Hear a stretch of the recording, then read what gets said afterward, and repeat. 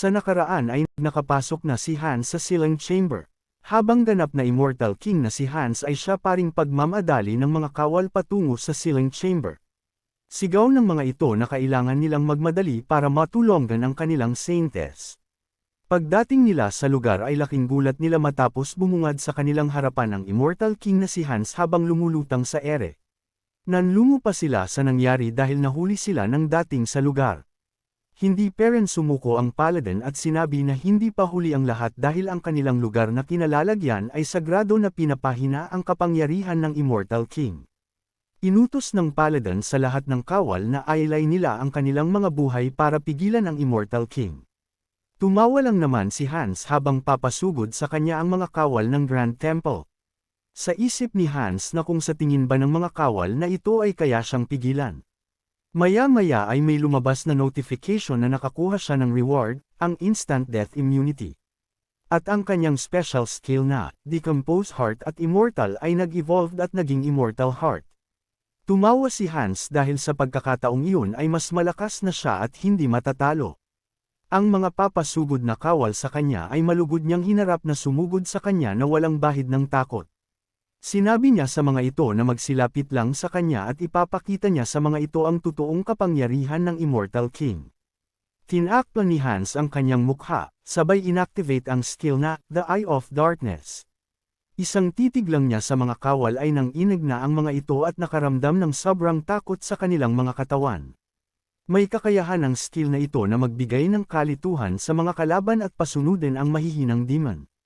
Nagbitik armor ng lalaking kawal at sa kanyang braso ay may lumabas na bulati. Nagsigawan ang mga kawal sa takot at tuluyang sumabog. Nakilala naman agad ng Paladin at inutos sa lahat na iyon ang maalamat na Eye of Darkness. At huwag ang mga itong tumingin ng direkta sa mata ng Immortal King. Nagbuo ng kapangyarihan sa kamay si Hans at may sinubukang buhayin. Lumutang ang mga kalansay sa kanyang likuran at nagsama-sama. Nangngit-ngit sa galit ang isang Paladin dahil lahat ng kalansay at mga bangkay ay nagtitipon-tipon. Sigaw nito na sa lahat na mag-ingat ang mga ito. Matapos magsama-sama ng mga kalansay at bangkay ay nakabuo si Hans ng isang higanting kalansay na tinawag niyang Corpse Golem. Meron itong maraming bungo at matutulis na buto. Umatake ang Corpse Golem sa mga kawal. Sigaw ng Paladin sa mga kawal na nasa unahan na umiwas ang mga kawal sa atake ng Golem. At huwag hahayaang matamaan nito. Pero masyadong malakas at mabilis ang Corpse Golem kaya tinamaan ang mga kawal at tuluyang tumilapon palayo. Sinabi ni Hans na kaawa-awa ang mga pusit na kawal sa kanyang harapan. At balak na niyang tapusin ang kakulaitan ng mga kawal. Sa isang banda ay parang may gumugulo sa Saintess at nagdadalawang isip ito. Nagngit-ngit na lang siya ang mga ngipin habang nakahawak sa kanyang cross na pendant. Sa isip-isip ng Saintess na kapag nag-atubili siya ay hindi lang ang kanilang church ang mawawasak kundi pati na rin ang buong kontinente ang malalagay sa panganib. Tinawag ng Saintess si Heinrich at nagpas siyang hub-aiden ang kanyang kwentes. Ayon sa babae na pinagkakatiwala na niya kay Heinrich ang kanyang kwentes. Sabay utos kay Heinrich na dalahin ang kanyang kwentes at umalis na agad. Pagkabigay nito kay Heinrich ng kwentes niya ay sinabi nito na magpalakas ang pusit na si Heinrich at pigilan ang Immortal King. Sumigaw ang Saintess sa lahat na kailangan nilang linisin ang daraanan ni Heinrich para makatakas ito at protektahan nila ito gamit ang kanilang mga buhay para makaalis ito ng ligtas. Sa isang banda ay abala sa pakikipaglaban ang mga Paladin at mga kawal sa pagpigil sa Immortal King. Sinabi ni Hans na lilipunan niya ang mga langgam na ito. Lumitaw ang Paladin sa likuran ni Hans para bigyan siya ng isang atake, pero napansin naman kaagad iyon ni Hans kaya nakapag-react siya at nahuli ang Paladin gamit ang kanyang kapangyarihan. Sinabi ni Hans sa Paladin na napakatanga nito dahil 2 bisis na itong pumalpak sa tangkang pag-atake sa kanya. Sagot ng nahuling Paladin na wala siyang pakialam, basta magawa niya ang kanilang hangarin ay palagi niya iyong susubukan. Dagdag pa ng Paladin na kapag nagawa nilang iligtas si Heinrich na kanilang pag-asa ay magiging masaya siya kahit nabuhay pa niya ang maging kapalit. Sinabi ni Hans sa Paladin na kung ganun ang kahilingan nito ay ibibigay niya dito ang gusto nitong kamatayan, at babasagin niya ang bungo ng Paladin. Ilang sandali lang ay may tumama na napakabilis na suntok sa pagmumuka ni Hans na nagsanhi ng kanyang pagtilapon palayo. Si Heinrich pala ang biglang umatake kay Hans sa mukha, hinugot ni Heinrich ang kanyang espada sabay pinagtataga sa likod si Hans. Naka-recover naman agad si Hans at sinabi kay Heinrich na napakabilis ng mga pagkilos nito pero matalab ang espada nito na hindi man lang siya magawang mapinsala. Naglabas ng kapangyarihan si Hans sa kanyang mga kamay sabay inatake si Heinrich ng mga tinek. Nang tumama sa armor ang mga tinek ay napangiti siya dahil sa armor lang ni Hans pinatama ang tinek at hindi pinatago sa laman ni Heinrich. Naisip ng dalawang pusit na nagbibigay ng magandang palabas na nasa kalagitnaan na sila ng palabas. Pinasabog pa ni Hans ang kinatatayuan ni Heinrich pero hindi niya ito sinasaktan. Sa pag-aalala naman ay umiiyak na lang ang Saintess habang sinisigawan si Heinrich na kahit inusan na niya itong umalis para mabuhay ito dahil dito nakasalalay ang kanilang tagumpay. Pero hindi peren ito umalis. Nakahandusay ang mapagpanggap na si Heinrich at nagkunwaring nasasaktan, sagot nito sa Saintess na hindi siya sumali sa church para sa kanyang pansariling kagustuhan lang. Dagdag pa niya na sino naman ang duwag na hahayaang iwan ang mga kasamahan na nasa panganib. Nag-ilaw ang kwentes na bigay sa kanya ng Saintess habang hawak niya ito. At sinabi niya sa lahat na hindi niya hahayaan na isakripisyo ng mga ito ang kani-kanilang mga buhay para lang sa kanya na pinaniniwalaan ng mga ito na magliligtas sa mundo. Sinabi ni Heinrich sa Immortal King na diba't sinabi nito na matalab ang kanyang espada. Dahil sa kwentes ay nagliwanag ang espada ni Heinrich at sinigaw sa Immortal King na kahit pamasira ang kanyang espada ngayon ay pababagsakin niya ang Immortal King kahit anong mangyari. Nagkaroon ng mga sulat sa espada ni Heinrich na simbolo ng blessing mula sa liwanag. Hindi na nagpatumpik-tumpok pa si Heinrich at mabilis na kumilos at sinaksak sa katawan si Hans. Sa lakas ng espada ni Heinrich ay tagos ang liwanag sa likod nito. Matapos noon ay nagtinginan ang dalawang pusit habang iniisip ng mga ito na napakaganda ng linyang iyon at palabas na pinakikita nila sa lahat. Dagdag pa ng mga pusit na ito na sa ngayon ay kailangan na nilang tapusin ang kanilang palabas at magpaalam na sa kanilang mga manunood. Nagulat ang Saintess at ang mga paladin sa ginawa ni Heinrich dahil hindi nila iyon inaasahan. Nagtanong kuno si Hans kay Heinrich na kung anong pangalan nitong tauhan ng simbahan na ito. Sagot ng pusit na siya si Heinrich Landgard. Naging maitim na usok si Hans at akma nang tatakas sa lugar. Sigaw nito kay Heinrich na sino ito para sugatan siya. Bago pa mawala si Hans ng tuluyan ay nagbanta pa ito na tatandaan niya ang pangalan ni Heinrich. Tanong ng pusit na si Heinrich na kung tumakas na ba ang Immortal King. Maya-maya ay nagpanggap siyang nawala ng malay at tumamba. Nasalo naman agad siya ng paladin at sinabi nito na tinamaan ni Heinrich ang puso ng Immortal King. At sa pagkakataon iyon ay muling isinilang ang hinirang na may kakayahang talunin ang Immortal King. Sa isang banda naman ay pumalpak si Han Song-gyeon habang pinapanood ang kabayanihan ng kanyang avatar na nagdudulot ng pagluha ng nakararami. Ayon kay Han Song-gyeon na si Hans ay ipinanganak para maging Immortal King at si Heinrich naman ay ang nag-iisang may kayang tumalo sa Immortal King na may blessings mula sa God.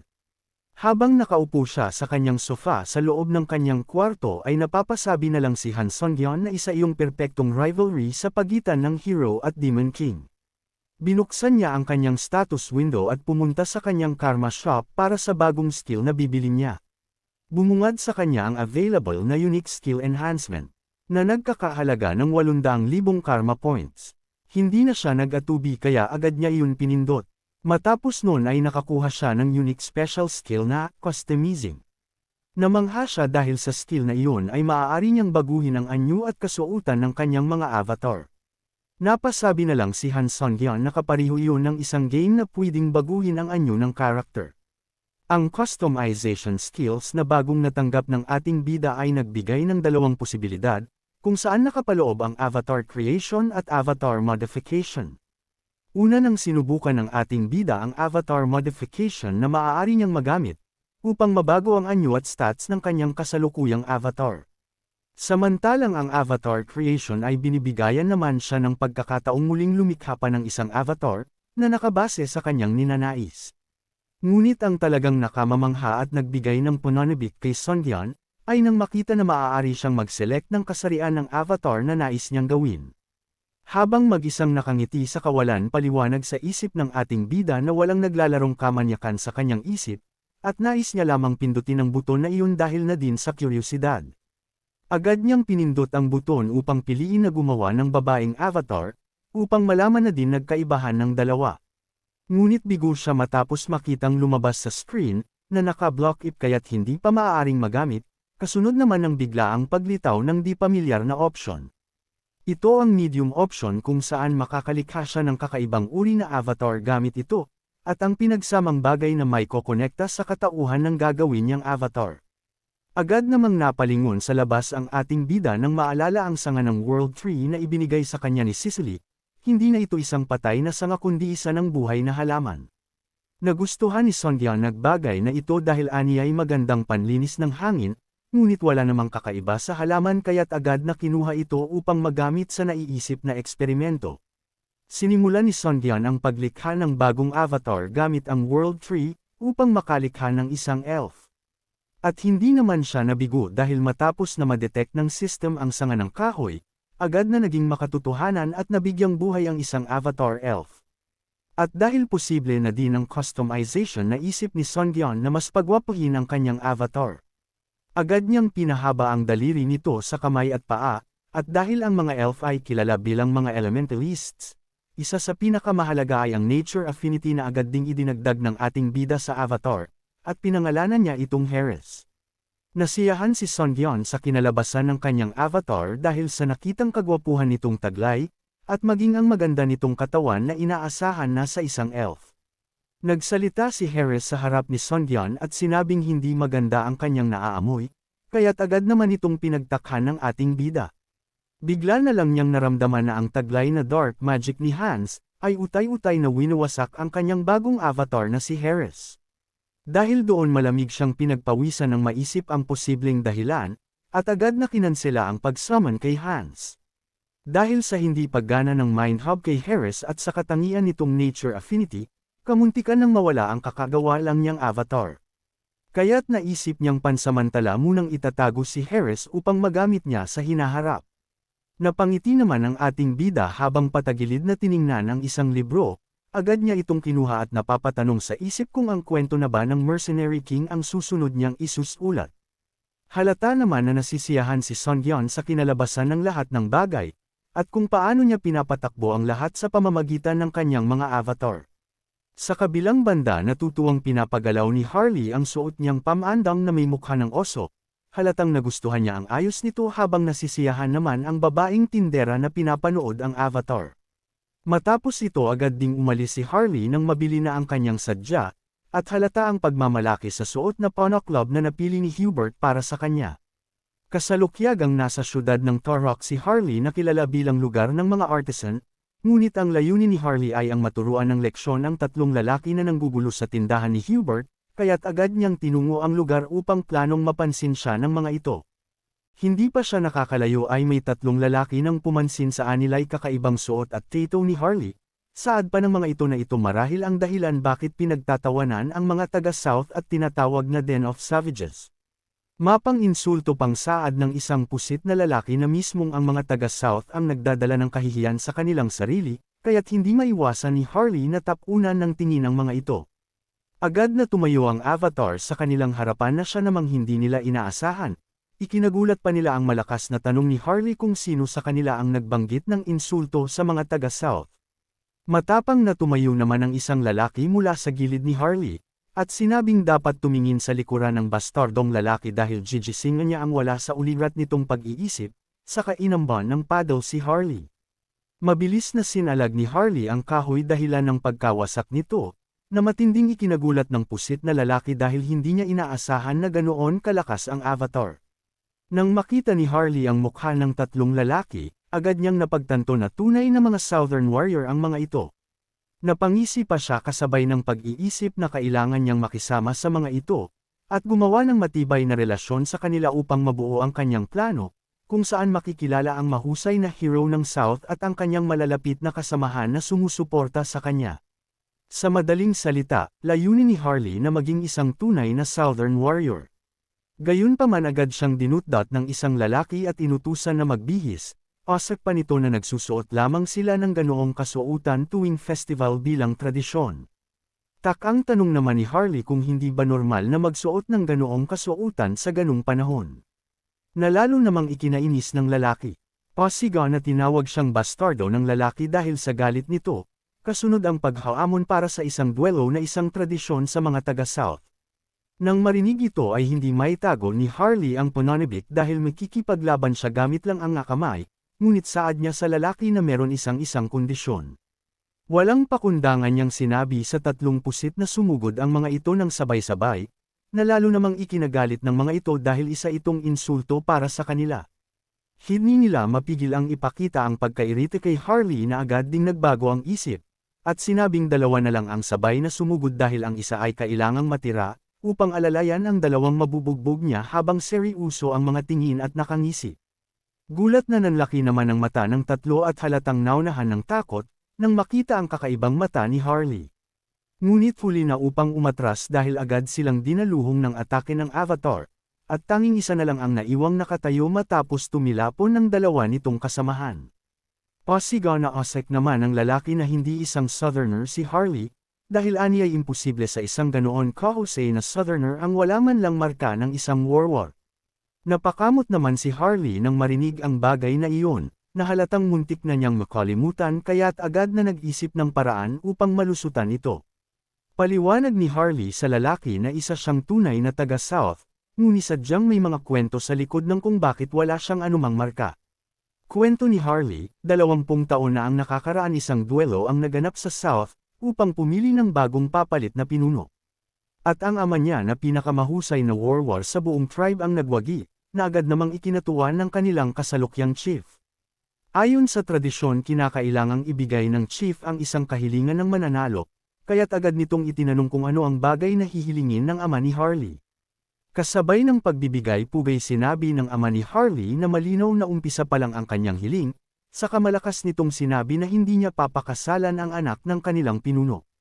Halata namang ikinagulat ito ng dalaga na kasalukuyang nakatayo sa tabi ng kanyang ama, galit nitong utos na ipaliwanag ng ama ni Harley ang kanyang rason sa kanyang kahilingan.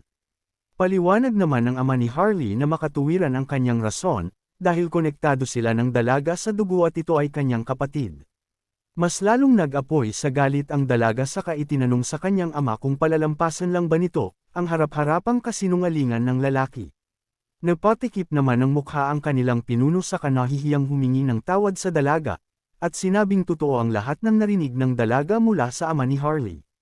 Halos hindi matanggap ng dalaga nang sabihin mismo ng kanyang ama na hindi siya tunay nitong anak, at dahil sa galit niya inutos niyang patayin ng mga gwariya ang aniyay walang hiyang lalaki. Tarantang nag-isip ng paraan ang ama ni Harley upang mailigaw ang mga guards, nang sa ganun ay makatakas ang kanyang asawa na napapanood ang lahat ng nangyayari mula sa itaas. Pagpapatuloy pa ng kwento ni Harley na buntis sa kanya ang kanyang ina ng panahong iyon, kaya't hindi nito matulungan ang kanyang ama na makipaglaban. Matapang at mag-isang nakipaglaban ang kanyang ama upang protektahan silang mag-ina, ngunit napatay ito sa gitna ng pakikipaglaban sa mga tribes war. Samantalang tagumpay namang nakatakas ang kanyang ina at tumago sa isang tagong kuweba, kung saan lumaki si Harley, at bilang pangwakas sa kapanipaniwalang kwento dagdag pa ni Harley, na pumanaw na rin ang kanyang ina dahil sa malubhang kadamnan. Nakangiti pa niyang saad na ito ang dahilan kung bakit wala siyang anumang marka ng pag-ihing war, sa katanong sa 3 pusit kung naiintindihan na ba ng mga ito ang kanyang sitwasyon. Halos tumulo pati ang sipon ng uto-utong mga lalaki sa kakaiyak.